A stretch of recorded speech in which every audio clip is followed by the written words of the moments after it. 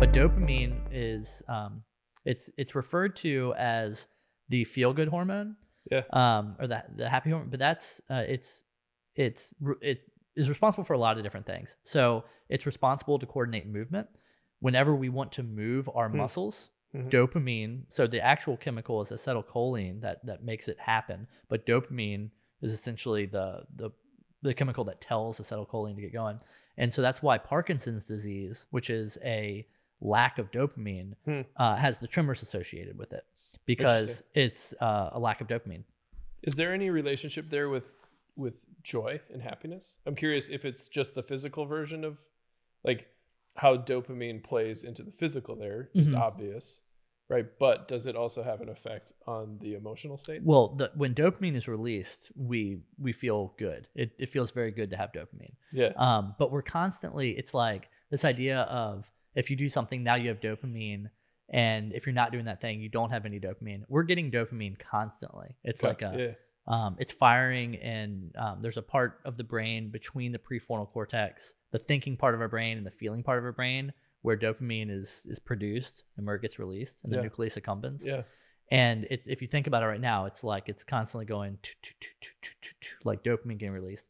And when we do goal related dopamine enhancing activities, you can think about it like going to it's like increasing a lot. Yeah. And so it's a dopamine deficiency.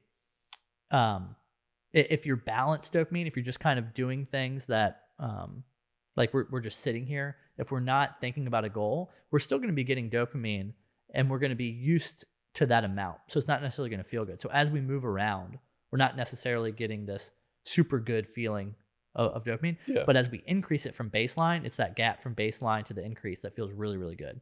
Okay. So dopamine, it's tied to our movement. It's also tied to our memory. Whenever we have a memory, it's because dopamine was released, and that flags our brain to store a memory. And so, we talk about other conversations, which I would commend the listener to check out, is Yeah. how you can control your memories through strategic dopamine release. But when you think about it, the fact that dopamine is the most rewarding and feel good chemical makes sense when you think about memory and movement. Hmm. Because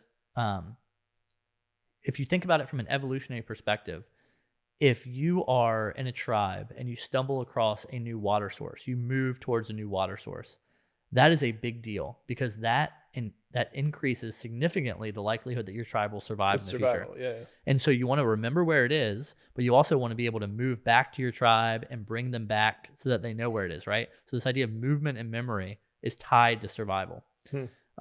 And so dopamine is what motivates us to pursue those things that keep us alive. And Interesting. that's why it Yeah. feels so good. And so the way the brain says, I'm going to release dopamine or not, is through the idea of goals.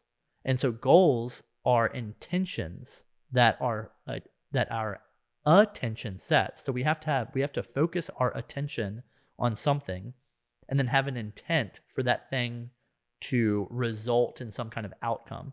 That's what constitutes a goal.